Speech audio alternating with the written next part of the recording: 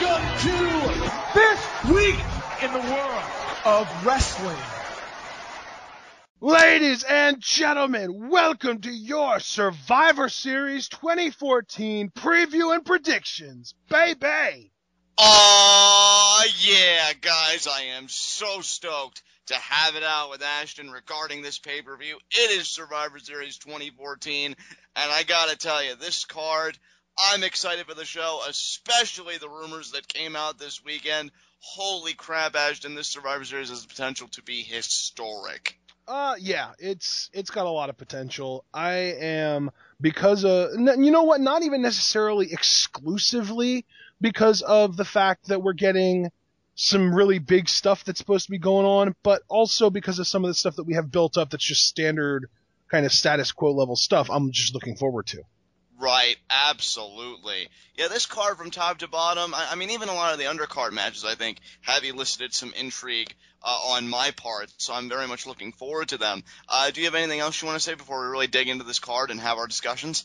Well, I do have a question that I want to ask you. Absolutely. Are we going to start this whole thing out by addressing the elephant in the room, or are we going to start out with the pre-show and address the elephant in the room towards the end of this episode? If the elephant in the room is what I think you're referring to, I would prefer to save that at the end, because I think that's going to be huge. So. Okay. Well then, would you just like to start with our pre-show? Absolutely. All right. Well, our pre-show match is the quote-unquote new and improved Fandango versus a mystery opponent.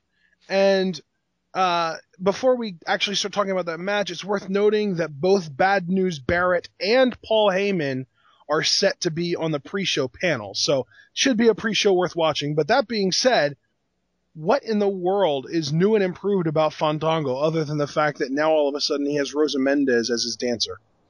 That's what I'm curious to find out. You know, it's funny, Ashton, you and I, both in private conversation, and I believe on episodes of Twitter, would say how much we missed Fandango and how much we wanted to see him come back, and yet here we have this reemergence, and he's bringing some new things with him, most notably, for the moment, Rosa Mendez as his dancer. I think you and I have always been pretty high on Fandango. I'll never forget his one Intercontinental Championship match on an episode of Raw against Big E, where he really stood out to me, and he really stepped up as like that solid mid-card act that was capable of also being a mid-card champion. I still don't see that changing, considering who is running that pack right now, with Rusev being U.S. champion and Luke Harper, our recently crowned Intercontinental champion. But I'm hoping that Fandango comes back, refreshed, refocused, and maybe he gets on a little bit of a winning streak. So hopefully Fandango gets the win here, whoever his opponent is. Absolutely. Who do you think his opponent's going to be? I've been thinking about this a lot, and I'm settling on, for the moment, Heath Slater. I just think seeing him on Raw this past Monday and the, Uncle Sam getup, the whole patriotic gimmick and trying to confront Rusev makes me think that maybe he'll just be a guy, kind of like what Sandow did before he settled on The Miz. He'll just do certain things that may be relevant to the circumstances. So maybe he'll be like a rival dancer or something to Fandango that night. So I see Heath Slater versus Fandango taking place. I have a really, really, really weird gut feeling. Yeah. What if Fandango turns out to be the bunny? That would really be something, wouldn't it? They bring out Adam Rose, and then Fandango's music hits, and the bunny gets up on the apron, and you're like, what's going on? Yeah, and then maybe they, get behind Adam Rose, maybe does, another hump when he tells him, don't hump, because at least WWE, I think, would want to go in that direction. Removes the head, shows it's Fandango. Adam Rose is bewildered, tries to go for the right hand. And maybe the new and improved Fandango is basically just Johnny Curtis weird. Maybe. That would be awesome, dude. That would be the perfect way to explain the random humping. Absolutely. Weird Johnny Curtis, I think, could be a hit with so many people because #chloroform for the win. I could easily see that trending. Why don't you have chloroform? Yeah, exactly. He's like this weird combination of Family Guy's Quagmire and the League's Rafi in just one glorious package to me. I think he compares more to Rafi than Quagmire. Yeah, definitely. But, all that aside, and just assuming that we are still going to get Dancer Fandango, I reflect the question back to you. I know you said your theory about the bunny, but if you were just to pick an opponent, who do you think Fandango might face tomorrow night? Another really weird theory, maybe Bad News Barrett is ready to return, and the whole idea of him being on the panel is just a smokescreen, and he's actually going to be the opponent. That would be a nice fit. I actually really like that. So I actually kind of hope that happens, because Bad News Barrett is another guy that I know you and I have really been missing, as have so many other people. So that would be a great way to write him back into the product. Either way, I'm intrigued with both Fandango and whoever the other half of this matchup is going to be are going to bring to the table. So I do have one other option. Yeah. Cesaro. And that's also plausible given his current position on the card. Hell, Cesaro or really Swagger if we're considering spots on the card like that. Yeah, because to me it's going to be one of two things. It's either going to be a swerve, which is why I said it'll probably be like a Adam Rose or Barrett, or it'll be just super duper lame and somebody that you think, oh, well, he's going to beat Fandango and Fandango's going to lose his first match back, and then Fandango wins with a roll up. Yeah. I could easily see that too. The more I reflect on it, because I'm really thinking about it now that you're putting all these theories forth. And yeah, they could do it in a jokey way, like, oh, it's going to be this big thing, roll up win. Or it could be an unveiling of a costume, and it's fun. You know, WWE is just so chaotic and unpredictable in that sense. Or it could be incredibly straightforward, you know, so you don't know. Either way, though, regardless of what it is, to bring it back to the center, I do hope whatever unfolds, it is to Fandango's benefit, because it's been way too long since he's been on TV. So. I agree on that note. And with that note, let's move on. The least relevant match on this show. Oh, man, I almost pissed off a whole bunch of smarks by saying Ambrose Wyatt, but I won't. The least relevant match on this show is probably Team Natalya, or I guess it would be Team Alicia, technically, versus Team Paige. The one thing that's consistently really bothered me about the Divas division is that even when you've got the talent that you've got right now, there really is no effort, I think, in certain areas to give multiple storylines, you know, outside of the champion, because we've already got AJ Lee versus Nikki Bella, which we'll talk about later. But then the rest of the women, because there's nothing to do, hey, let's just smash them all together in a traditional Survivor Series match. Now, there are some threads that connect, admittedly. I mean, Natalya does not like Summer, which is made evident by Total Divas. Alicia Fox and Paige have had their falling out, so maybe I stand corrected, and there is a semblance of a story here. I just don't know. I wish we had something a little bit stronger. Really, my investment in this match is borderline nil if it wasn't for the talents involved, like Naomi, Paige, and others. So I'm going to pick the babyface team, which I guess is being captained by Natalya, for the win. Yeah. All right. You know what? I just don't care, but I think they're going to try and keep Paige strong, so I'm going to pick that team to win. And that's perfectly understandable, and you know what? I hope you're right about that, dude. So there you go. I don't know if you've heard, but apparently Paige has kind of flipped some switches in the back, and she's got some higher-ups on her side now.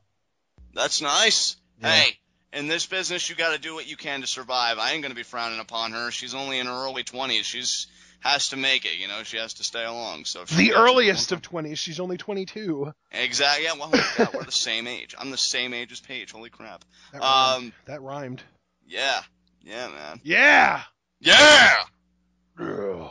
You know a match is pretty bad when we get more excited about the fact that Ashton here developed a rhyme scheme than the idea that all those women are together. I didn't develop the rhyme scheme. You did. Oh, well, You victory said you for were me. you were the same age as Paige. Oh, see, still, we got more excited about how that. How does this stuff go over your head, man? You'd really be surprised. All right, well, I hate to do this, guys, but there's only one non-title match left that isn't our main event, and that is Dean Ambrose versus Bray Wyatt, so let's get into that. I personally do not care about this match at all. Yeah, what a horrible sentence, huh? And it's not even the fact that, oh, Ashton, how could you? You know, I disagree with you. I get it. It's just horrible that you have to say something like that about the two talents involved. Yeah. Because in a twisted sense of irony, I think these are two of the best talents that we have on the roster. You know, with that said, I was really excited when Bray came back. I love the hologram at Hell in a Cell, you know, getting in Dean's head, screwing him out of the matchup.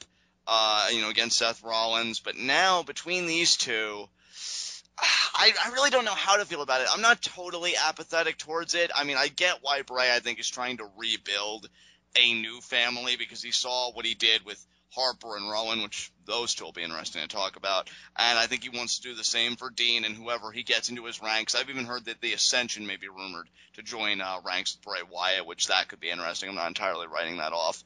But yeah, the story I just don't think has really strong legs to stand on, because Bray is going the emotional and very personal route, talking about Dean's father and his upbringing, things like that. But as me and Ashton have noted on multiple TwitWow commentaries, which you can see on Ashton's channel if you scroll back a bit, Dean's just the type of character that doesn't sell any of this. He's not like, even, and I hate to say this, but I feel like it even works better with a John Cena type who knows how to be that serious emotional type when he needs to be. Dean, though, it's completely antithetical to the character, and that's why it's kind of like a fish out of water, this whole thing. I mean, what do you think, Ashton? I'm gonna go full corn dog here, and I'm gonna quote Jurassic Park. Are you ready for this? I'm ready for this. The WWE was so concerned with if they could make this match happen that they didn't stop to ask themselves if they should make this match happen. Yeah. I think it's one of those matches, dude, and I'm speaking solely for myself here, that I'm sure me and so many other people wanted to see. Maybe you didn't for the exact reasons you've mentioned, being contrary to the storyline when we've had discussions about it before, because you've thought that something like this would happen. But me, I thought, a collision between this chaotic lunatic Fringe and this guy who seems to be I hate to use the term the next anything, but the closest to the next Undertaker that we'll probably get for some time, if ever.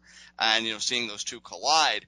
And now that we are getting it, yeah, that Jurassic Park quote is incredibly apropos, because I'm starting to think maybe Ambrose should have even continued his business with Rollins at this point, and Bray should have targeted somebody else. I don't mind the idea of him rebuilding his family, but who has even put that idea out there? At what point has anyone suggested that Bray was doing this as a way to rebuild his family? And to answer that, nobody has come out and said that, but I think it's heavily implied when Bray says, I can help you, Dean, I can help you like I did Luke and Eric. Yeah, so, I mean, I get that he's implying that, but I don't think that they're going with that was my first family, now I need to make my second family kind of deal, which is kind of where you're kind of suggesting here, and I just disagree with that. Well, I mean, he's done that in the past, too, if you think about it, because when he tried to help Daniel Bryan, what did he really want out of Daniel Bryan? To be another member of the family, and we all know how that worked out. Right, and I get that, but I don't think that he's trying to rebuild a family. I think he just wants to help Dean specifically. It's not like he's going to get Dean and then be like, all right, Dean, now that I've got you, we need one more guy to round out this family, and then we'll be a complete family. But see, I think if it just stopped at that, it would be... See, I think a conflict develops there, because... You don't think that a heel tag team of Bray Wyatt and Dean Ambrose would be freaking amazing? No, but see, that's exactly why I'm saying he's trying to rebuild his family, because if he was just trying to help Dean specifically, and not really recruit him and build something, I think that would be an entirely almost selfless act in a very perverse way, which would seem contrary to what a heel does. Anytime a heel does something, it's very selfish and has ulterior motives. Yeah, but we've also established for a long time now that Bray Wyatt isn't necessarily a full-blown heel. He's like chaotic neutral. We know that. But I'm wondering if WWE knows that, though, with their booking of Bray. Well, with the way they've booked him, they seem to know it. I'm not so sure about that, dude. You and I have noted on multiple conversations that Dean Ambrose seems to be one of the hottest babyfaces on the WWE product. Yeah. And yet, he was one of the hottest babyfaces on the product. He peaked at Hell in a Cell. Right. I don't think he's never going to have another peak again, but for this instance, he has been going downhill as a babyface since Hell in a Cell. Right. I would agree with that. Yeah. Because I don't really – and see, that's really – getting off this subject of is he building a family or is he not, because, that I think could go on forever. But I think something where you and I can agree on, because I know we've discussed this and I think you've even said it, explicitly. I think the problem that we really have with this feud, I don't know if people really know who to latch onto for this feud, because both guys carry their own sense of likability to their characters and their performances. So it's not like it's going to be a totally pro Dean Ambrose crowd, I don't think. I think you're pretty clearly supposed to be latching on to Dean Ambrose. But again, Bray is just this unique figure. He's chaotic neutral. You can't just boo him. There are always going to be a relatively large, I'm not going to say a majority, but a relatively large minority that will cheer for him. Right. Because he's so good at what he does. Absolutely. I mean, ultimately, should it be a good match? I think in ring, yeah, I think these guys I'm sure it'll can be really fine in yeah. ring. The only thing really preventing this from being a good match in ring is if these guys just have no chemistry together. Right. And that is a thought that has crossed my mind because you think it just looks so good on paper, right? Right. And then you execute it, and then you're just like, I don't know. Honestly, dude, I will be shocked if this match gets 15 or more minutes. I was thinking, honestly, I'm glad you said that because I was even thinking to myself, especially considering everything else we have on this card, that this match will probably, even though I may anger a lot of people by saying this, I'm thinking it'll only get 10 minutes, to be honest. That's possible. That's entirely possible. I think it'll be between 10 and 15 for sure. Yeah, I would certainly agree with you on that. And honestly, if I had to put my money on it, I would say closer to 10 than 15. Yeah. I just, you know what? And that really brings me to the whole finish. I don't see a clean finish happening here for whatever reason. I don't either. I can see Dean Ambrose winning by Actually, no. Let me retract that. Bray Wyatt's going to win by the DQ. Oh, I don't think that there's I don't think when I say I don't think it's going to be a clean finish, I don't mean I think there's going to be a DQ finish. I think that Bray Wyatt is going to cheat in order to win.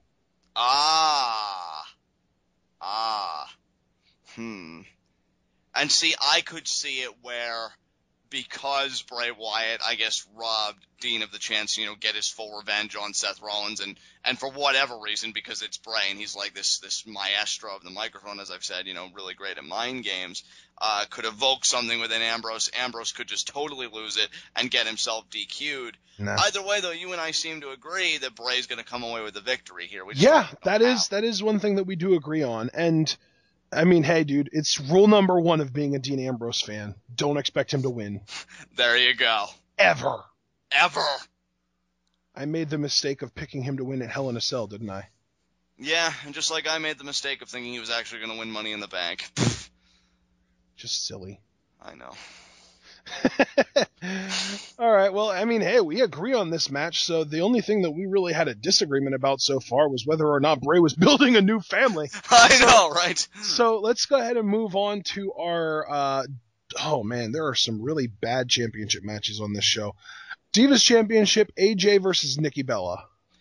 I think the only thing that, well, okay, let me redact that statement. I think the only two things that are giving this championship match any interest are, A, I believe this is the final night that Brie Bella has to serve Nikki Bella. So, of course, her 30 days would coincide with this pay-per-view and make this whole story culminate. And B, of course, the rumors that we've seemed to be getting at a certain cycle now for quite some time, AJ Lee is supposedly done with the company after this date, which I think is a bunch of hogwash after something later. I'm pretty sure that's actually been deconfirmed.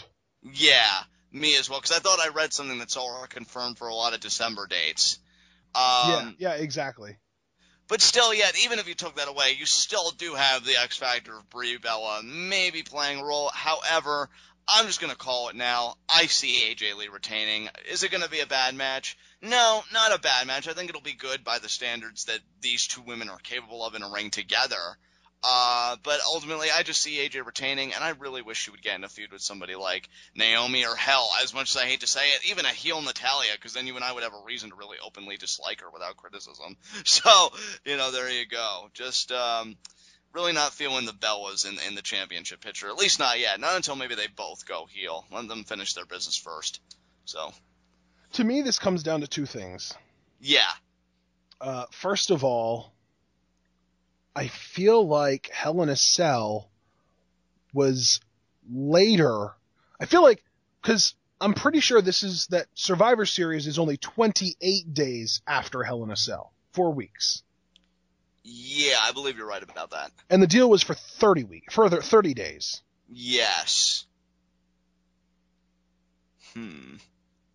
Yeah, I do think you're right about that. So even after Survivor Series, she would still have, I guess, 2 nights of servitude? Basically, as soon as Raw's over, she's free. Yeah. Well, then, hey, I mean, if your math is correct, then if anything, I think that gives more credence to the idea that AJ retains here, and then the following night on Raw, there's this huge Bella segment where Nikki is just going off on Brie because she cost her the Divas Championship for whatever reason, or she didn't do her job, and AJ capitalized. So, yeah, And then, of course, they're going to play up. We're going to literally get a TLC Divas match at TLC. You really think so? Bella versus Bella. Well, they wanted to do a Hell in a Cell between the two of them, so I wouldn't be surprised at all if they would do a TLC match between them. Or maybe if they don't go full-blown TLC, because it seems like lately the WWE's TLC pay-per-view have only ever had one actual TLC match, and most of the other matches are just tables or ladders or chairs rather than ands. So maybe they'll just do like a ladder match or a table match or a chairs match, one of the three, between the Bellas. Now that I could see. I could actually see a tables match, I'm going to say, between the Bellas. Oh, that would be so ridiculous. Yeah. Well, how in the world is Nikki going to put Brie through a table? Well, because she's the quote-unquote powerhouse type, she's probably power bomber or something. Oh, yeah, because I'm gonna buy into the idea that Nikki Bella is going to do a friggin' power bomb. Hey, I'm putting ideas out there, man. Well, the only reason I say that is because the rack attack is something where she's on her own shoulders, so obviously you can't do a rack attack through a table. That just doesn't make sense. Right. Whereas I could see Brie do her finisher, because it's just like a sit-out face buster, so I could see her do her finisher to Nikki through a table, but Nikki, it doesn't really make as much sense. But we're overthinking this entirely too much. We don't even know for sure if they're going to have a table match or if they're even going to have a match. But as far as theory goes, I am sticking to what John said. I think that Brie is going to cost Nikki the match. And frankly, I wouldn't even be surprised if AJ didn't need Brie to cost Nikki the match. I think it could be just as much as AJ wins cleanly and Nikki gets pissed at Brie because Brie didn't do enough to help Nikki win. Exactly. So I could very easily see either of those scenarios playing out. Regardless, AJ is walking out of St. Louis, still your Divas champion. Absolutely. All right. And another absolutely awful sounding tag team match. The Fatal 4-Way Tag Team Championship match. Now, John, I don't know how familiar you are with Survivor Series, but back in the day, it wasn't just 5-on-5 elimination tag team matches. There were also some 4-on-4 elimination tag team matches. That I am somewhat familiar with, yes. So why is this a Fatal 4-Way Tag Team Championship match when it could just be a second 4-on-4, or really a first, but a second traditional elimination Survivor Series tag team match? They could just do the Dust Bros, Miz and Mizdow versus the Usos and Los Matadores. And that could be, it would stick to the theme of the pay-per-view, Survivor Series. That is true, but I think they're figuring that because there is such a lack of championship matches, considering the only other championship match outside of this was the Divas Championship match, because we know Rusev isn't defending his gold, and neither is Harper, because they're in the big main event, and Brock is going to be sitting at home in Minnesota, may or may not be watching this. That they needed some kind of championship match in a tag team variety, I guess, to keep with that theme. What I find funny, and I'm going to be the jerk here, and I hate being that, because I can see where these people are coming from.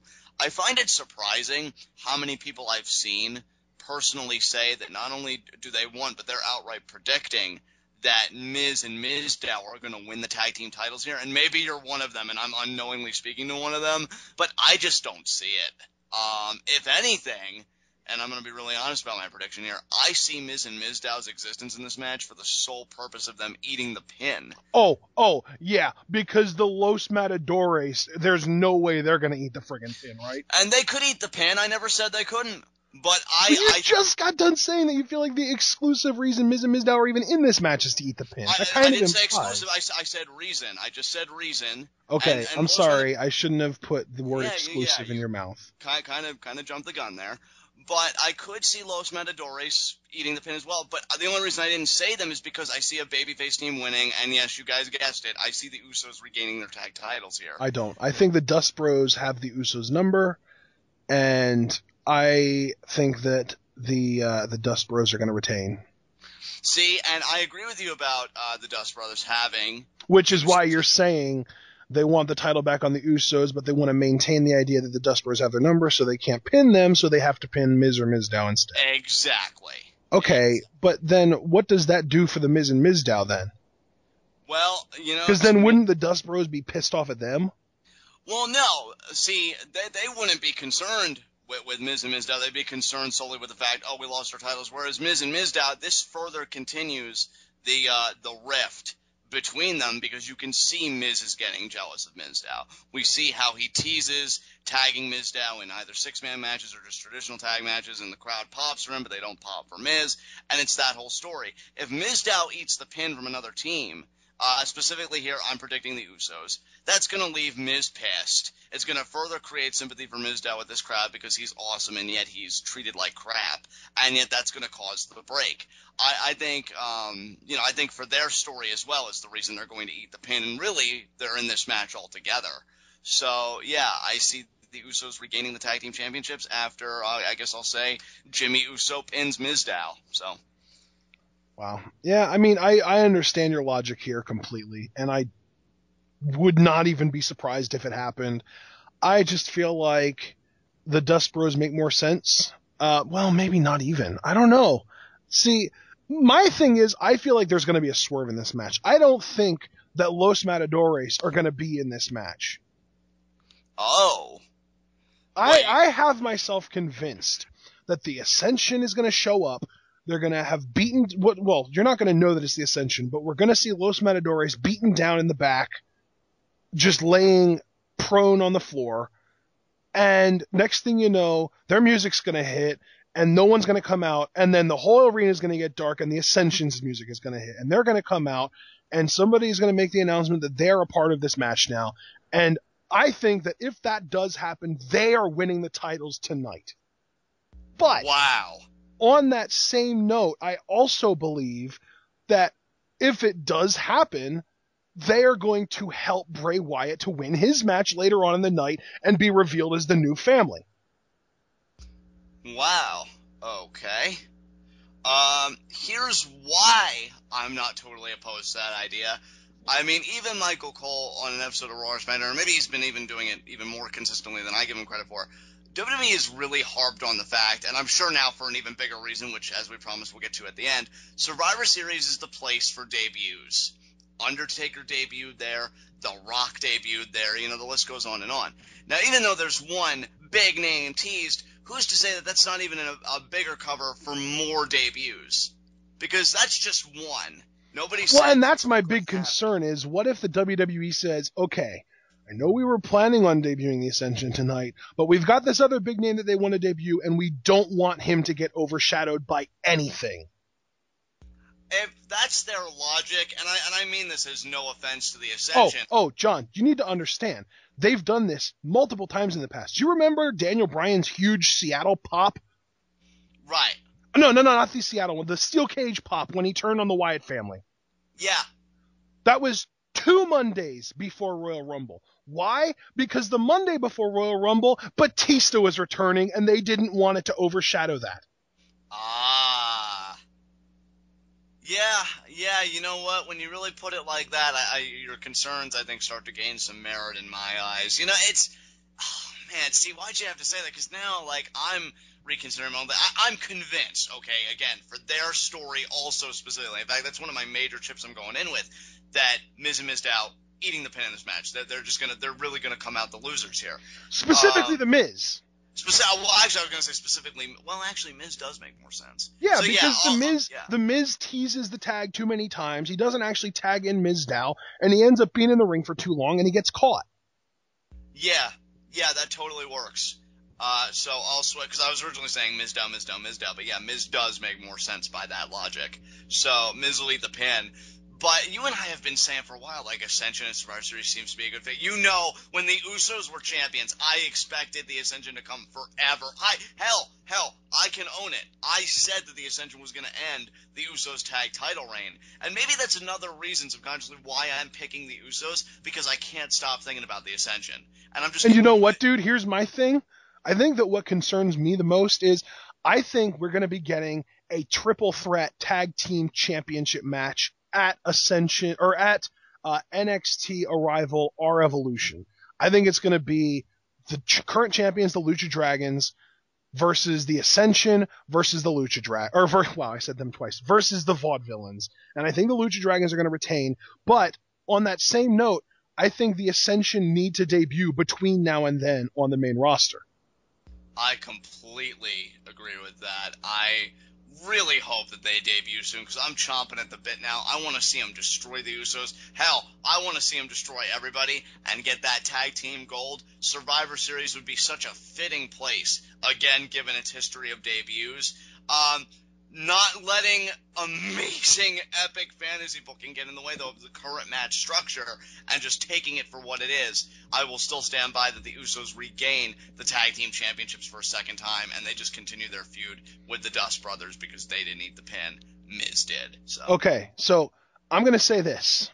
Okay. If the Ascension debuts at Survivor Series, I am picking them, and more specifically, if the Ascension ends up being in this match, I'm picking them to win, hands down.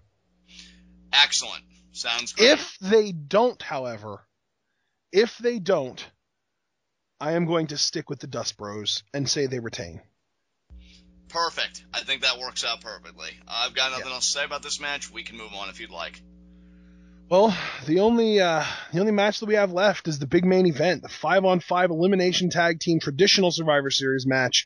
Team Cena, which is John Cena, Ryback, Big Show, Eric Rowan, and Dolph Ziggler, versus Team Authority, which is Mark Henry, Seth Rollins, Luke Harper, Rusev, and Kane. Where if Team Authority loses, the Authority loses their authority, and if Team Cena loses, then everyone except for John Cena is fired. Yeah, I just want to start this by saying, because I can't say it enough, and I know it's getting old, but I just have to remind everybody again, John Cena's the worst team captain ever. Just the worst. Possibly the worst human being ever. We don't know. We're still getting our poll results. He's right in the same range as Hitler, though. Yeah, definitely. Because I sense a big discussion coming from me and Ash here. Maybe, though, I'm being a little overzealous. We'll have to wait and see. Because I don't think there's going to be that much of a discussion because I think you and I agree. You do? I think so. I will see. Because you know what I've been saying for a while on Twitter, and again, I even said, like, it wasn't mine, it was a conversation I had with somebody, and, brought me around to the idea. Dolph Ziggler's been looking incredibly sympathetic lately, and to me, I think he's going to be the star of this main event. I'm saying it right now. The only other person who I have that feeling about is, of course, Ryback, and that's only because of the interactions he's been having with Triple H lately. So one of these guys, if not both, are going to look like freaking beasts in this match.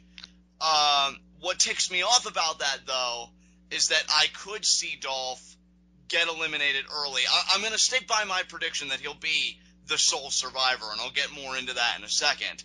But that's not to say that I couldn't see Ryback and John Cena being sole survivors for their team, and why John Cena even belongs there, I don't even know. It's because he's John Cena and nothing else. Because he's really done nothing for this team. And that's got to be the biggest gripe, Ashton, I have with the whole build-up and this whole story of this. Because, first of all, he's not even there for his team.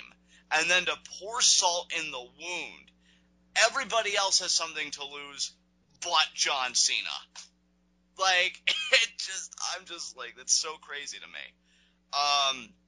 But the way I see this match playing out, I'll come out with it, plain and simple. I see it coming down somehow, some way. Dolph Ziggler, Seth Rollins, hell, maybe Triple H gets involved because he can't believe the comeback that Dolph has been able to rally, eliminating a few people prior to Rollins, and he's really scared about his spot, and he's sweating, and maybe he takes Dolph out, and then you cue the Randy Orton return to neutralize Rollins. Randy Orton's responsible for getting the Authority out of power, which, to answer any questions, would be to Orton's benefit because he gets Rollins all to himself now with nobody to protect him. Nobody. So, yeah, I see Team Cena winning, Dolph Ziggler sole survivor. Wow. I hand it to Ashton. Where are we? That is anywhere near close to what I was expecting you to say. Yeah, and that's what I really shouldn't be surprised because you've been talking about how you think Dolph is going to get a big spot lately, but I just didn't think you'd go all out with it. Yeah, well, there you go. So I'm curious what you have to say, though, in kind. What are you thinking? Well, I was all ready to do this rant about how if the WWE lets Team Cena win this, they are far dumber than I thought they were. And anybody who's picking Team Cena to win this, in my opinion, is #simple as hell. which is what I've been saying on Tweetoff this whole time. Every time I use the hashtag simple as hell, I do it when somebody says, oh, this makes it super obvious that Team Cena's going to win. Because, oh yeah, firings in freaking wrestling are always so permanent and everlasting. Right. And then you come out and you're like, oh, I think Team Cena's gonna win. I just don't think it's gonna be Cena doing it. And I'm just like, what? I mean, I see where your logic is from, and while I do think personally that it's flawed, I can understand how you arrived at the conclusion. Right. To me, it's so weird because everyone and their mother has been talking about, oh, well, if everyone's going to get fired, they're obviously not going to do that. It's obviously they're going to have the authority go out of power. To me, it's increasingly obvious that Team Cena is going to lose because of the fact that they're threatening to fire people.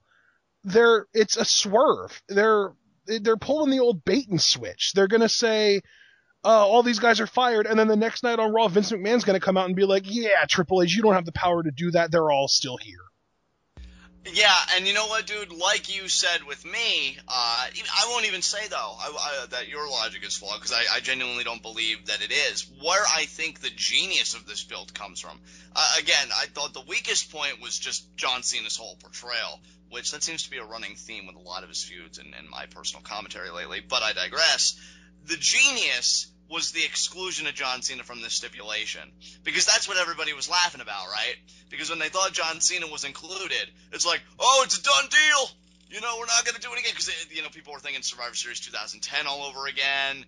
I think it happened another time before. Oh, the whole CM Punk thing, like, oh, if you don't fix, I'm going to fire you, whatever. And we've seen how that's worked in the past. So whoever was in charge of this was probably thinking back to that, and they're like, oh, no, we can't go down that path again. So let's just specify that his 4 teammates will lose their jobs, but John's going to stick around because his name still has a value to the brand, and Triple H, as the heel figure, can torture John Cena and put him through hell. And I can see that. I think the exclusion of John Cena does make this match more interesting, and it's a nice little escape hole to go through with this whole storyline. I could see the Authority winning, but I think Randy Orton is the X factor here, and I think he's going to screw him over. I do. And to me, for some reason, I have this weird gut feeling, why would Randy Orton help John Cena? And Ashton, I'm so glad you said that, because that is yet another reason why I said Dolph is going to be the sole survivor, because I'm right there with you. If John Cena, and I'll even say Ryback, because again, his interactions with Triple H, I think he's getting ready for a monster push, and it feels so good to say that, are the sole survivors, Randy Orton has no reason to help either of those guys, especially John Cena.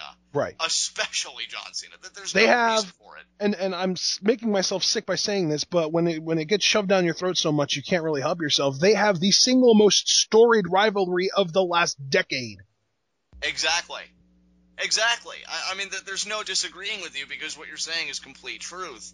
And that begs the other question. If I'm so confident that Dolph is going to be the sole survivor, how the hell do you eliminate John Cena and Ryback? To which I have to give the weak reply, I honestly don't know. It's just, that's what's so crazy about this baby. To me, the most logical way for Ryback to get eliminated is by disqualification. Yeah. I agree. Cena is the trump card. Yeah. And he's the freaking captain, But, and again, oh, God. See, and the worst part is they spend so much effort trying to keep Cena looking strong because he's challenging for the title in January. I keep forgetting that.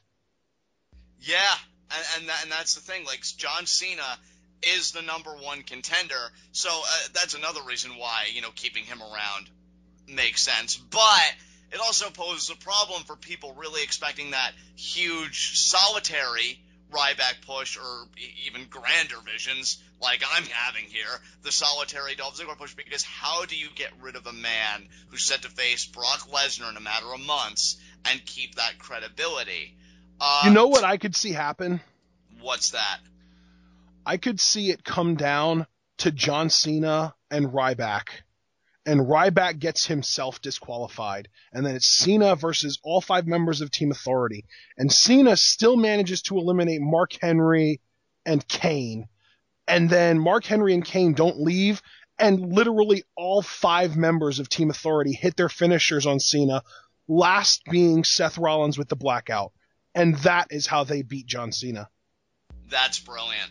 I love that. And you know what? It fits perfectly with the Authority's mentality, because if you look at their tactics, especially this last Friday, because I didn't watch all of SmackDown, but I did watch several pertinent segments leading into the show.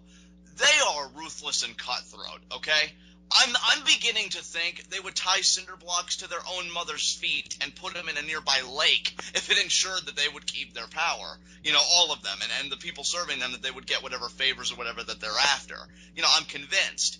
I could see, even before the match is even ready to start, maybe Dolph Ziggler's laid out in the back. Maybe he doesn't even get to participate in the beginning. I could see him coming out later in the match, maybe holding his neck or the back of his head or whatever, and trying to fight. Then another prevailing theory that I've had is somebody, if not more than one somebody on Team Cena, will defect Team Authority to keep their job. And we've got that mental uplink going, because I was just about to ask you, who do you see defecting? Because to me, and that's the weird thing, Dolph has been a name thrown out there simply because of the punishment and everything he's had. Yes. Dolph is my number one contender for that, because I've even been saying for the last few weeks that he's hot for a heel turn. Yeah, definitely. I mean, he's the guy that's had to fight from the ground up. Could you imagine it comes down to Cena and Dolph versus Seth Rollins, Luke Harper, and Rusev, and Dolph hits a zigzag on Cena?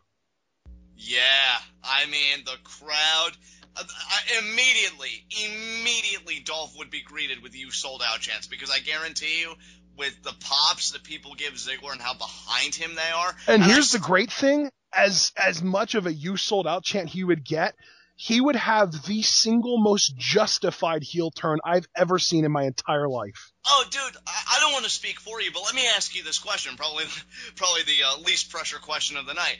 You and I would pop like hell for that, wouldn't we? If Dolph just hit the zigzag, yeah, I'd come out of my seat and I'd tell Cena that's exactly what you deserved. Because to me, the whole idea of the Authority never loses isn't necessarily them being ever better than everyone else. It's them having the power to hold over more people's heads than anyone else. The Authority is the Frank Underwood of the WWE. Yeah, I mean, absolutely, and that was, very well said. Dolph aside, though, there was another question I had to ask for you. What do you think about the potential of this whole Eric Rowan, Luke Harper dynamic? Do you think they're going to come to blows, or do you think that could be a defection? See, and I don't even know what to think about that, because to me, I feel like I've used this phrase far too many times tonight. Hopefully this is the last time I have to use it. The prevailing theory is that Eric Rowan has the mind of like an 8-year-old boy. And that's how I've personally justified the idea of him wanting to team up with John Cena, because, 8-year-olds love John Cena. Right. So, and by the way, we're not going to be talking about SmackDown on our Raw TwitWow because of the fact that there was a pay-per-view in between the two. So, because of that, I want to address right now, Eric Rowan was literally the only person on Team Cena to actually sell fear when threatened with his job on Friday. Yeah. Did you watch SmackDown? I didn't see that opening segment, but I can believe it. And to build on your childlike mentality, when there was a backstage interview being given with Team Cena, Big Show, Dolph Ziggler, Ryback, and Eric Rowan. Thank God I remember Ryback's name there. Eric Rowan was playing with a Rubik's Cube. That like he was just staring at it, working on it. Everybody else is just like talking on the mic, talking about the consequences. And Eric Rowan is literally playing games. Yeah. And then when he's asked to comment, the only word he can offer, which seems very naive and innocent, but in a good way, I'm not even trying to put down Rowan, he says freedom. Yeah. That's what it's about. And then they join.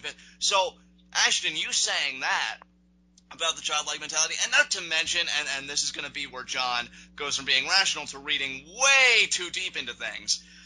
If we really wanted to go all the way with this Eric Rowan is a child theory, his vignettes leading up to his return really featured heavily a mother's womb, during pregnancy and a rebirth. So to me, yeah, I could totally buy that. And there was another segment after he had crushed Cesaro, beating him with the torture rack.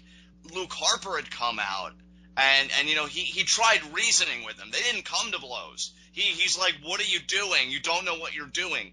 And you would only speak to somebody like that if you really felt like they weren't in a good state of mind, or if they're just prone to irrationality. So Eric Rowan's a very interesting piece here, definitely. And the thing that I really want to emphasize on Friday, when Triple H said blah blah blah blah blah, you would all be fired, Eric Rowan took his mask off and stared at it while everybody else just kind of stood there stone-faced. Like, Eric Rowan showed more emotion in that moment than Ryback, the Big Show, and Dolph Ziggler combined. Yeah. You know what? I've got to go back and watch that segment now, because Rowan, it's been a talk by so many people how they feel about him having this abrupt face turn and embracing John Cena of all people when the Wyatt family just recently got done, playing their mind games and feuding with him. And personally, you know what? I'm for it. I don't know if the larger crowds will be for it, which is really the ultimate determinant of whether it's a success or failure. But me personally, I don't mind it. It's so bizarre and so different that it actually comes back around for me as being good. And I'm curious what he can do on John Cena's team. And I really love the discussion we just had about him having that childlike brain. I feel like he is going to get eliminated by either Seth Rollins or Luke Harper to roll up. Yeah.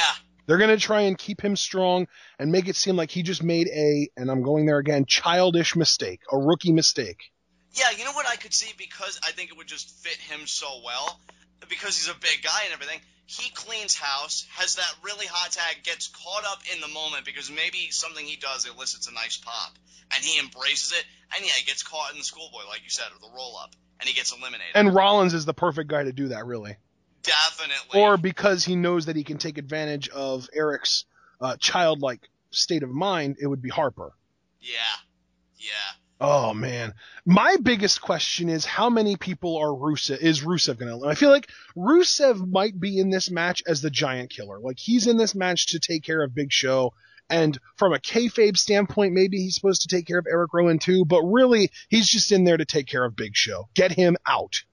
Let me ask you something, Ashton. Sure. Because I agree with you about him taking care of Big Show. Now it's going to be my turn to use this word to kind of take it off you. Prevailing theory I've heard is that people can see Rusev because Stephanie, she really had to strong arm Rusev and Lana to get aboard Team Authority. I mean, you and I, we saw it.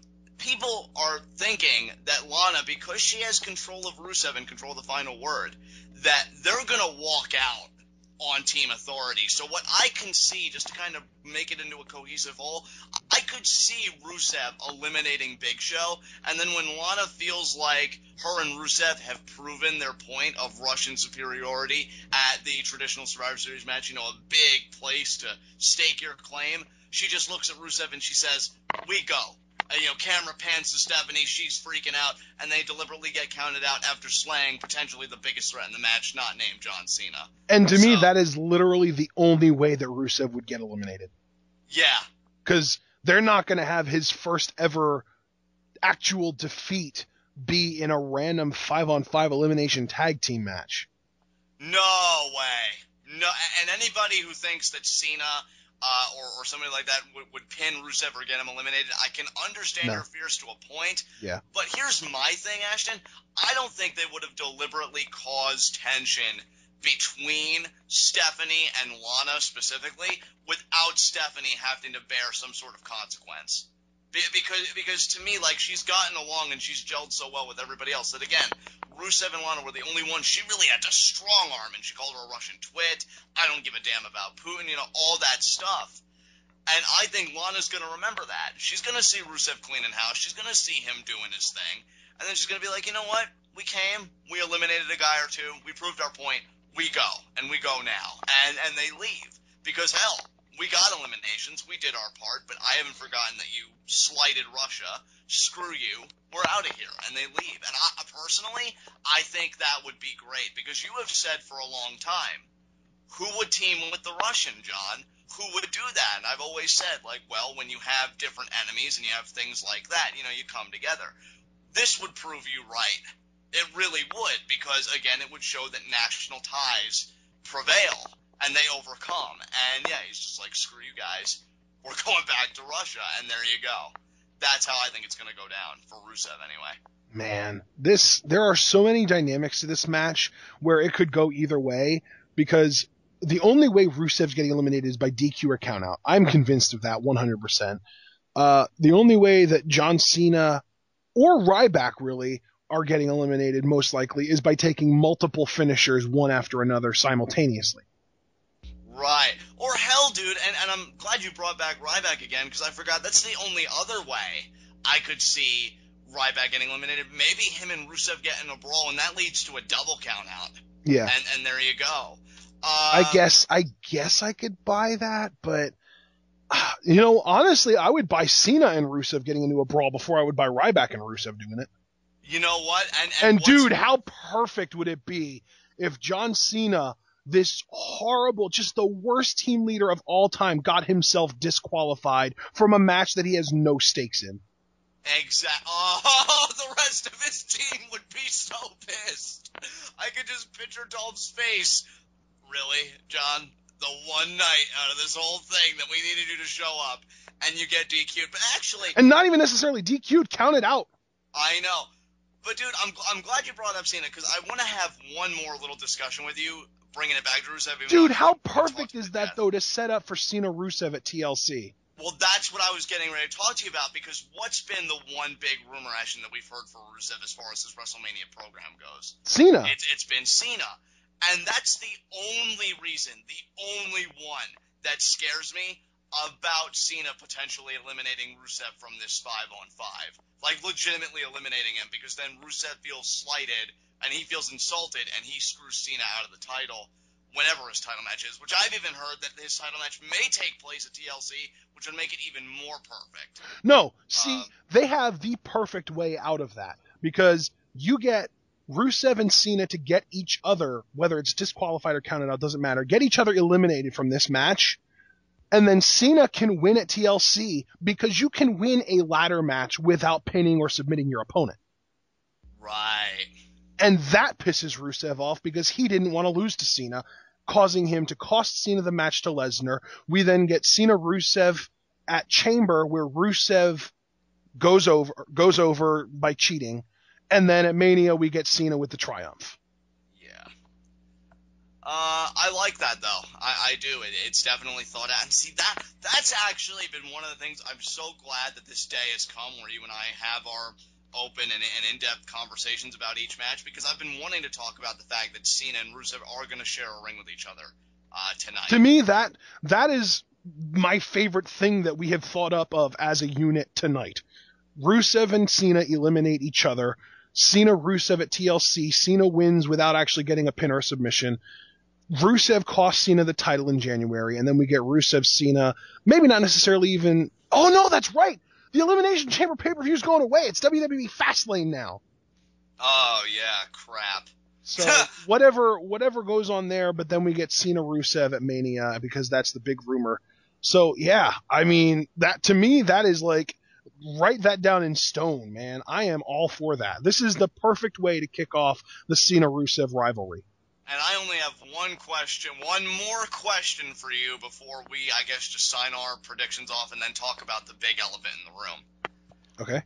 Where do you see Randy Orton fitting in? That's the biggest question of them. Well, the second biggest question of them all. Oh my God. Well, let me do this. Let's address the big elephant in the room right now. Oh, you want to? Oh, I do. All right. Because I want to use the elephant as a discussion piece to help me to figure out where Randy Orton's going to fit into this whole thing. Oh my God, I almost love where this could potentially go. All right, let's have at it. All right, the big elephant in the room is Sting is going to be debuting at Survivor Series. It is all but set in stone. The WWE is going to use him to pop network buys, because this is going to be a free one, so they're expecting everyone and their mother's going to be watching it because it's free. So then naturally they're going to give everybody and their mother what they want to see in hopes that it will influence people to buy the network. So Sting is going to be there. So now, John, my question to you is, who out of these 10 men do you think Sting is going to go after? Oh my God. Yeah, That's where I'm trying to figure it out too. Do you think maybe he goes after Kane to set up for a feud with Undertaker in 2016? See, okay, first of all, let me just get my really toxic levels of fantasy booking out of my system before I can really address your question seriously.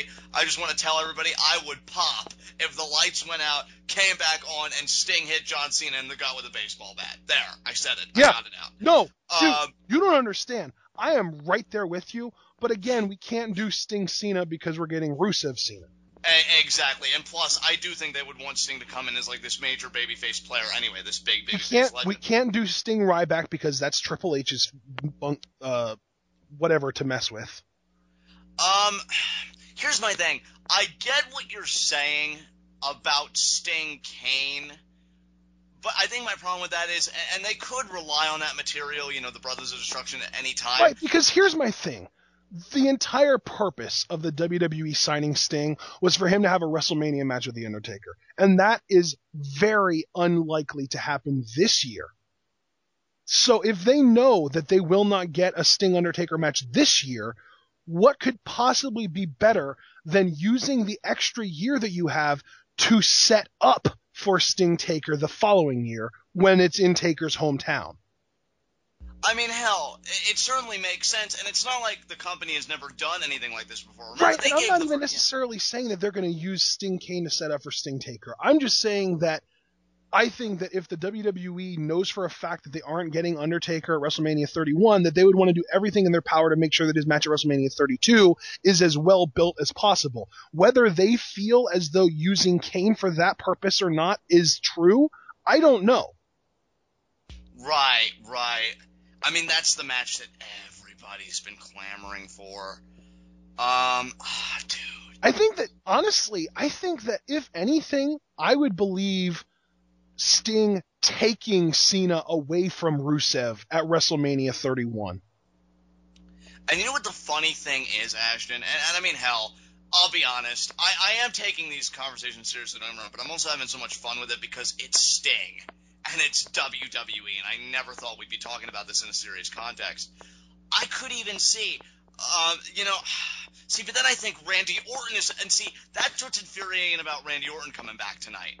Because if I knew that Randy Orton wasn't a factor, I'll tell you exactly what I think. Continuing with, going all the way back to my Dolph Ziggler Soul Survivor theory, him and Seth Rollins, they're slugging it out, and then maybe there's a turning point where Triple H or some goon or somebody, some external force that has no right to be there, interferes, lays out Dolph. It looks like evil's going to triumph, and then the lights go out. Lights come back on. Maybe you don't even see Sting at first. Maybe Seth Rollins is just laid out. Dolph's got the arm draped over. Gets the 3 count. Triple H is freaking out. Lights go off again. Lights come back on again. You see Sting staring down Triple H. Because he just screwed him out of everything. Another option that I'm thinking of that I can't believe I didn't think of it earlier. What if Sting, because of the fact, okay, now my brain's working clearly. Because of the fact that we know that Sting is not at all expected to be on Raw, they don't have to close this pay-per-view with him. No, so where would they put him? Where do you think they put him then if they're not going to close Bray the show with him? Freaking Wyatt. Oh my god, I didn't even... Oh my god. Oh my god. Yeah. Holy shit. Yeah. I'm going to be honest with everybody, and I know this is going to get me burned at the stake. I get why all that hype is for Sting Taker. Honestly, my interest in that match is purely for the pageantry. For everything altogether, I would actually take Sting Wyatt, for me personally. I'd love to see that match. I would. I think the promos would be just next level shit, man. Like that stuff that you just talk about and analyze for days on end because it was that good. See, now I have to add another contingency to my predictions, which I hate doing. But if Sting does debut at Ambrose Wyatt, obviously he's going to screw Wyatt out of the match. So I have to change my pick to Ambrose. Oh, yeah. Oh, my God. See, this is what happens. This is what happens when the train starts running away from us. Oh, could we potentially get Sting? Because didn't even Bray make a very, vague promo a long time ago referencing a scorpion, and everybody jumped on that, and they're like, oh, Bray, oh my God. And I laughed at them. I'm like, that's hilarious. Yeah, have fun with that. I'm going to stay over here where my dreams aren't crushed into a million little pieces. But to think we could be 24 hours away from some of the craziest shit ever. Oh my God. Dude. No, you know what, though? Because to me, as much as I love where you're going, and I understand your logic, I hope you can understand mine in kind when I say that I think WWE realizes that the most important thing in our consumer culture, especially the type of product they put out, it's always that ending image, because that's going to stay with you the longest. Which I could very easily see being Randy Orton hovering over everyone. Oh, damn it, Randy is the wrench. I think you and I can agree on that. No, because here's my thing. Again, my brain goes back to Sting can debut, give everybody a reason to buy the network, but he doesn't have to close the show because of the fact that he is not going to be on any Raws or SmackDowns.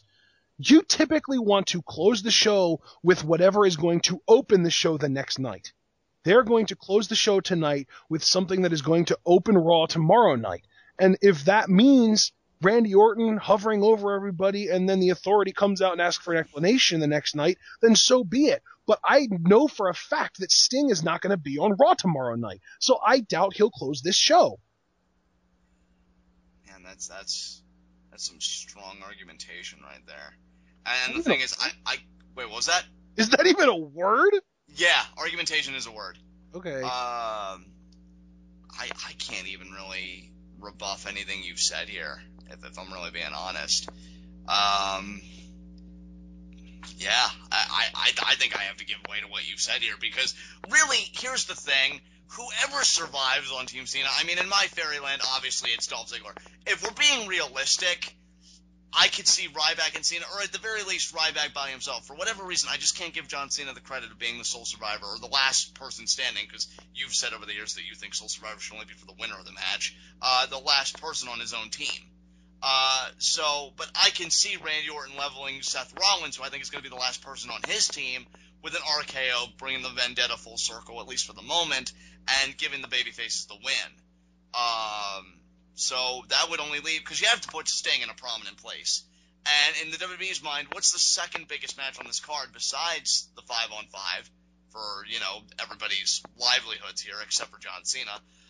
And that would be Dean Ambrose, Bray Wyatt. So in a way, everything you've said here I think makes perfect sense. Can I give myself to it, though? And I think for the moment I'm going to say yes, I can. And I hope you're right, because I want to see Bray Sting bad. And now you've got me all kinds of excited, so I hope it goes through. Man. Oh, this is why I hate my brain for being so overly active sometimes. I know, man, because look at the scenario you've painted, and then look at if Sting does close the show. Live reactions are going to be epic, because it's going to be like, well, wait, you're not even going to be on Raw tomorrow night. What is this? What the hell is this? And then I'm just going to be like, oh, man, you should have seen that coming. But if you're right, all I'm going to be thinking about is, oh, man, what a rub for Bray. He just got to interact with freaking Sting. Yeah. Like, everybody and their mothers are going to explode over that. And you know what? And I'm not doing this as a pod shot to, like, any shooters of the community at large, because I think you and I have had our fair share of criticisms of the WWE product with our Raw reviews and the like. But I find it funny that most people were either mad about this pay-per-view or really just not looking forward to it, or they were all over the lot pretty much, because you saw everybody from every point of view. But I think Sting is the umbrella to which everybody has come together, because now I think everybody is really amped up for this show, and it's Sting's fault. It's all Sting's fault. So how they're going to use him, I think, is going to be the difference maker. And I really like the scenario you've depicted here, but bringing it back full circle, knowing that, our main event, Authority could lose power, 4 men could lose their jobs. I'm still thinking babyfaces are going to win thanks to Randy Orton. And now I want to know just absolutely unequivocally what your prediction is. And you're not really going to get an absolute unequivocal prediction from me, unfortunately, because I am in a place now where I don't even know what to think anymore. I feel like, because here's my thing. I could see Randy Orton and Sting having influence in this match. I could see Randy Orton or Sting, one of the two and not both. And I think that the most obvious answer is Randy Orton is definitely going to play a part. But, and this is a big but, if he does play a part, is he actually going to cost the Authority the match, or is he just going to even the playing field by attacking the guys on the outside? Oh, that's another good point. I mean, who's to say that Randy Orton is even going to be the lethal injection, so to speak? Right, because, I mean, realistically, in order for him to actually cost Team Authority the match, he would need to interfere, which means that we would need to have a ref bump. Right. Because there is definitely the possibility of disqualifications in this match. Oh, distinctly. Absolutely. But here's so the that thing. being said, maybe he attacks Seth Rollins and gets somebody on Team Cena DQ'd because of it. Maybe. Oh, God. Why is everything so hard?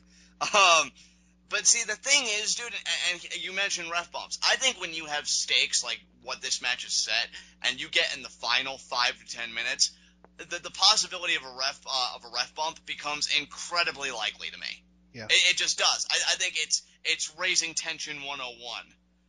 Is causing that ref bump and thinking, well, who's gonna make the count? Who's gonna make the count? And then, obviously there's no one there. But again, though, then if there's a ref bump, you can fully expect Jamie Noble and Joey Mercury and Triple H to all get involved.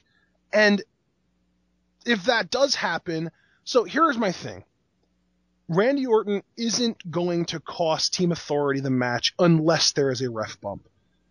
And based on that, if there is a ref bump, the only thing Randy Orton is going to do is prevent Triple H and the Stooges from costing Team Cena the match. He's not actually going to help Team Authority. He's not going to actually help Team Cena. He's just going to prevent Team Authority or Triple H and the Stooges from helping Team Authority. So would this be one of your predictions wrapped up in a contingency where you'll say this team will win if this, but if this, maybe this will win? Like, what do you think your No. You know what though? Because both of the things that I just said continue to lead me to believe that Team Authority is going to win. Right. Because if there's no ref bump and Orton still shows up, he's going to get somebody on Team Cena disqualified because he's immediately going after Rollins. You know that. Oh, absolutely. And if he does immediately go after Rollins, and maybe he doesn't go after Rollins until after Rollins has been eliminated. That's a possibility too. See, that's the only thing I can say that I really love about the Survivor Series is the sheer chaos of how eliminations unfold. But that's the thing. I don't even care about the order in which the eliminations are going to unfold. The thing that concerns me is these freaking a return and a debut, plus the possibility of an actual quote-unquote new, and I say quote-unquote because they were on main event already, new tag team debuting, because they say, oh, Survivor Series is the time for debuts, but to me when they say that, all they're really saying is, oh, Sting's debuting, because that you don't need more than one debut in order to say Survivor Series is the pay-per-view for debuts, because that it still maintains that. It's just it's freaking Sting. So people don't realize that it would be a debut for Sting because he's been around for so long that everyone's convinced that it would be a return. But he's never been in the WWE before, so it's still a debut. Right. So it's just a lot of like the language that gets used, and there's just a lot of weird stuff going on. And the more I think about it, the more I think the Team Authority is going to win. All right. Well, here we are. Probably the biggest crossroads, but probably our best discussion of the night. I'm picking Team Cena with Dolph Ziggler as the sole survivor. Your Team Authority, I'm guessing you'll pick, who do you think the sole survivor is going to be for Team Authority? Seth Rollins, I'm guessing? Yeah, I think, well, I don't think there's going to be a sole survivor for Team Authority. I think that Seth Rollins and Rusev are both, Rusev might get himself disqualified or walk out. Yeah. See, it's difficult. Seth Rollins, Luke Harper, and Rusev. Any combination of those three guys. Definitely, I will say definitely Seth Rollins, though. I think that he's the key. He's the one that's definitely going to be sticking around through the whole thing. Right. All right. Holy crap. I know, right? What a bunch of discussions for For really, yeah, this match, Sting's debut, wow, so many possibilities have come unfolded. And you know what? Maybe here's a little hint. Maybe Sting first debuts to screw Bray Wyatt, but then he also shows up in this match and gets Luke Harper and Eric Rowan eliminated, just so they can say that he's going after the entire Wyatt family. It would give him an excuse to bring the family back together for this program. Yep. Wow, dude, you're really... And you know what I hate? Like, I love that you and I have discussions like this because it opens up a billion possibilities before my eyes, but what I hate about that, in that same vein, as soon as you hit end record button, I'm going to be like, you know, Ashton, I've been thinking, and then I'm just going to waffle, like, all over the place. But for now, like, I seem pretty secure in my predictions. Dude, you want to complain about waffling? Have you been listening to me for the last 15 minutes? I know. It's hard, though, dude. Like, I can't blame you, or really anybody else who may be waffling on their personal predictions heading into this show, but I think that's where the excitement comes from, because I always love, at the dawn of a pay-per-view, that we're going to get our answers to whatever the prevailing... But I think that my thing is, with the Team Cena versus Team Authority, I think that they are trying their hardest to telegraph Cena wins. They're trying so hard to get people to think that it's just a foregone conclusion, Team Cena is going to win, and then they're going to pull the wool out from everybody. They're going to pull the rug out from underneath everybody, and it's just going to be, well, crap, what happens now? And that's the key to getting people to tune into Raw then, is they're going to wonder what the heck's going to happen to Ryback, Big Show, Rowan, and Ziggler. Right. And then the first friggin' music that we're going to hear on Monday is No Chance in Hell, and he's going to come out and reinstate all four of them. And see, oh God, I didn't even really want to extend this conversation, so forgive me, because I think I'm going to take us to an even crazier place, because you and I think just a day or two ago discussed the rumor that I had read, where a potential TLC main event would be a TLC match between John Cena, Seth Rollins, and Randy Orton, and how I could conceive it if WWE really wanted to go crazy, because I've been asking what would hang above the ring. You remember I asked that to you. Well, I think, in my own weird way, I've come up with the answer. What if it's like an open contract to get whatever you want? Well, Cena would be fighting on behalf of getting everybody's jobs back. And for me personally, I think Randy Orton would just want a one-on-one match with Seth Rollins. Right. He wants him one-on-one. What Seth would want, maybe to get Randy Orton fired or something. I don't know. We'll just have to just come up with some incentive on the spot. But I could see them having an open contract TLC match, each guy carrying a different incentive. And that. See, and here's the weird thing. I think that the WWE would really want you to waffle on that match too. They would have Cena be fighting for everyone's jobs back. I think they would have Randy Orton fighting to get the Authority abolished. Maybe. And then you could have Seth Rollins fighting to have both of the two guys that he's going against fired. There you go. I like that so much better. Yeah. In fact, now it's weird because I thought when it would come out of my mouth that I would hate it, but I honestly almost hope that's what we get next month, because I've been hearing the rumors too, Triple H, Vince McMahon are set for this big power struggle to culminate at WrestleMania. I don't want Vince to swoop in and save the day. And then of course at TLC, the match that I set up, obviously that would be the greatest, finest example of LOL Cena wins. Yeah. But at least in that case though, and here's my thing, I wouldn't mind that so much, because it seems like lately over the past couple of years when we do the profound firing storyline, whoever it is, it always seems like it's an easy fix in the end. Well, yeah, that's because it's the WWE and they have draws that they act like they want to fire, but then they have to bring them back right away so that they can keep getting money for them. Exactly. So at least with these four people, even though some of them I think are very well received by the crowd, and when I say that, I instantly think of Ziggler and Ryback in particular. At least you could put a little bit of a fight in there and a little bit more of a story in there. So this is one time I wouldn't even mind Cena overcoming, because I think it would be a clever way to, get that redemption, rather than just, this guy with a significant amount of power to undo the things that you guys just all fought and died for, like it was the end-all be-all, to come in and change everything. Like, no, I don't want that again. That's going to really rub me the wrong way, and I'll say that right now. So basically, you're getting sick and tired of Deus Ex Machinas happening in wrestling. Yeah, pretty much. You know what, though? It just really makes me realize, in the grand scheme of things, that you and I even had that little mini discussion, the far-reaching implications, I think, of the outcome of this match. Because I think this match may give us some glimmers into WrestleMania 31. The pay-per-view in general may do that if Sting shows up at the locations that you've theorized. And yeah, this is going to be a crazy show. Really, I think you've talked me into that this show just might be, even for Sting alone, can't miss territory. Like, I don't want to miss a second of this now. Right. Because We'll see. We will see. Yeah. I mean, for all we know, Sting might show up to open the show and just cut a promo. Yeah, I know, right?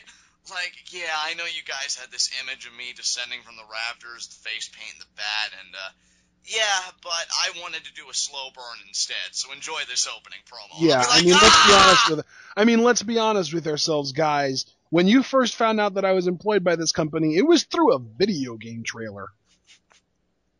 Then I'll be like, damn you, Sting! In one night, you've become the top heel. Yeah. Oh, man. But yeah, guys, I hope that conversation has enticed you to check out Survivor Series for yourself. I mean, the network is free, so, you know, you go in, you go out, and you could say you saw Sting debut. Will the Authority keep their power? Will the babyfaces prevail? I've put forth my predictions here, and I'm going to be just a real bitch for saying this, but I honestly really don't even know. Like, I've put forward these convictions, but I'm really not even sure about any of them. That's what these conversations have really done to me. I can't wait to see the answers reveal themselves. I mean, Ashton, do you have any concluding remarks you want to make before you take us home?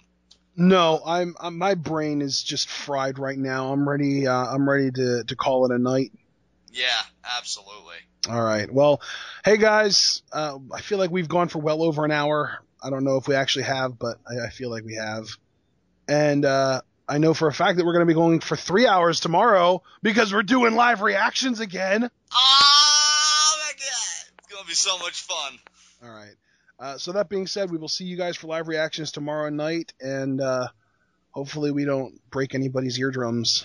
R.I.P. headphone users. Yeah, no promises.